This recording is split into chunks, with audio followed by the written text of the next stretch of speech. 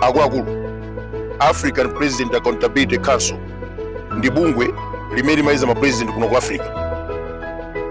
2026 alengeza kuti president amene wachita bwino kuno ku Africa ndi Professor Peter Mutharika.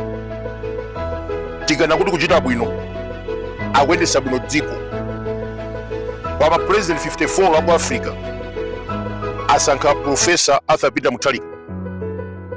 Mwachitsanzo mafuwa chibadidwe iwo wapeza kuti munthawi chakwera kunala zikwanji anthu asachite mademo kulankhula pa social media amamangidwa kapena kuphedwa. Political stability palibe kuopsezana munthawi ya professor. Good governance zaka 5 amalawi amaja chitedze ndikuna pano chimanga mbwerekete.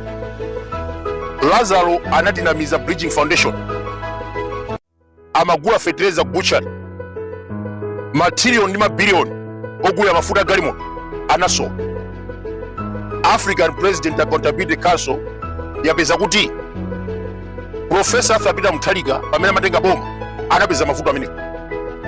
Koma ndikuna pano ndi mbiri yakale ambiri akufunsa kunena kuti African President Accountability Council ndi bungwe lotani, kodi kukula kwake ndikotani?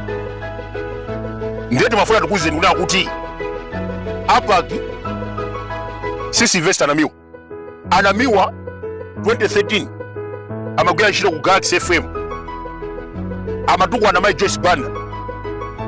2014 anawasankha kukhala press secretary ku State House agwira ntchito kumeneko kuyambira 2014 up to 2019. Koma vuto anali munthu okhomerera atolankhani amazunzika kuwa ku State House chifukwa cha namiwa. 2014 mu Oktoba Charles Stima mtolankhani ku Radio Maria anaganizidwa kuwa ku State House.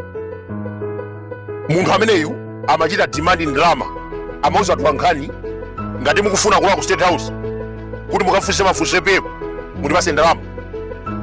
Zinthu zinavuta mbiri inapheduka.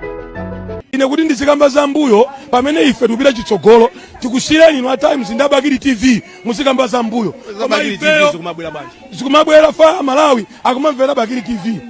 Lero a president ndinene mawu awa kwabwera TV ina yongo yankula pa wireless vera na nyamadayi zikomo kwambira nyamada molalo zikomo akuti bakiri mulusi TV